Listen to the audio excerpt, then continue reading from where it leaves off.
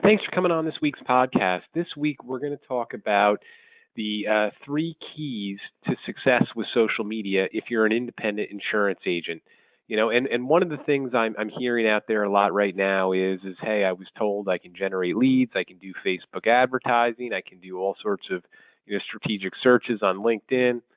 All of that is technically true.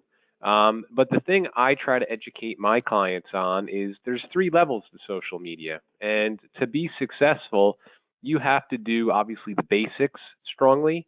You got to do the middle stuff very well, and that'll let you get to the top, which is the lead generation part, and help you, get more results for the money you invest in that. So what we're going to review today is obviously the basics.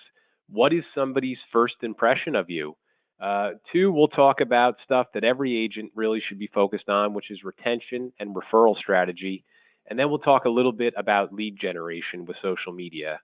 So, the first thing I always talk about is I say, look, once you create a LinkedIn page or a Facebook business page, regardless if you care about it or not, people are going to find it.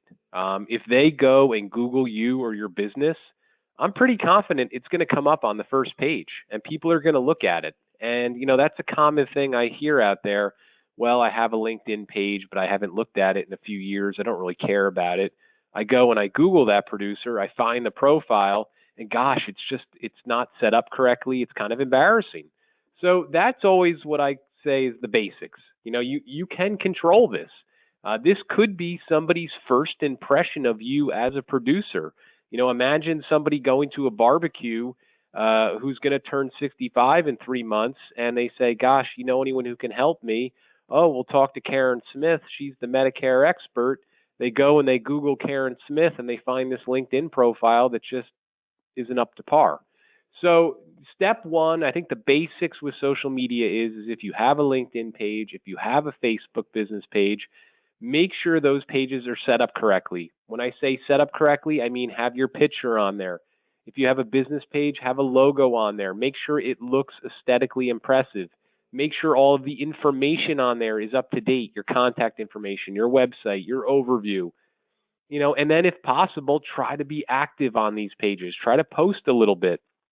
Again, you never know a consumer who's had a bad experience with a previous insurance agent, and they might not be super excited to contact you, even though they know they need to contact you. So make sure their first impression is a good one. The second thing we want to focus on with social media is to use it to generate better retention with our clients. I remember back to 2007, 2008 when this stuff started to really, become viable.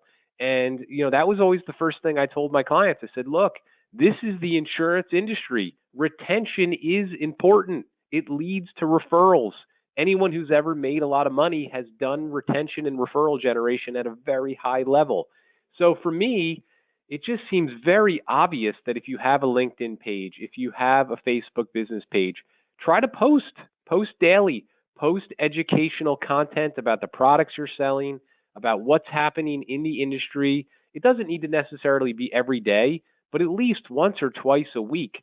And if you can get your clients to follow you or to connect with you, this information is going to go across their feed. They're going to see it. You're going to stay in front of them.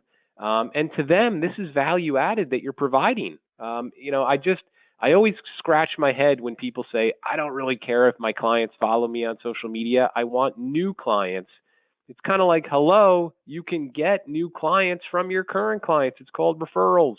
And anyway, so just this is all free. You just go on there, you have your profile set up, you connect with your clients. Maybe if you're doing a newsletter, you put a little blurb in the newsletter about following you and connecting with you, and just try to keep this active to stay in front of them.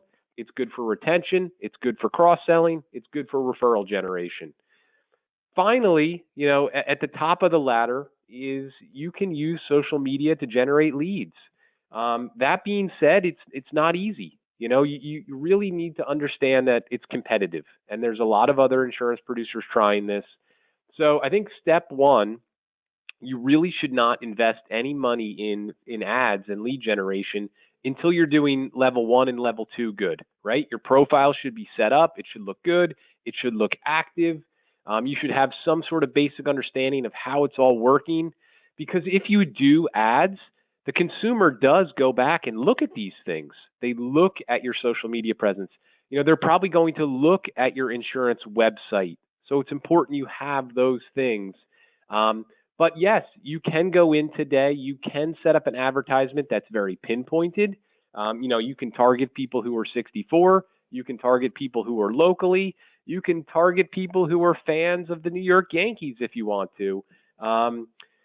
But I think the key to understanding this level is you have to have some basic understanding, and you need to be prepared to do a lot of trial and error, because I think that you're probably not going to hit a home run on the first pitch. It's going to take a little while to get a feel for how people see your ad, what the ad you're setting up, figuring out the sweet spot. But there are results to be had. So hopefully this quick little webinar gave you some insight. I look forward to next week's podcast, and we'll talk to everyone soon. Thanks again.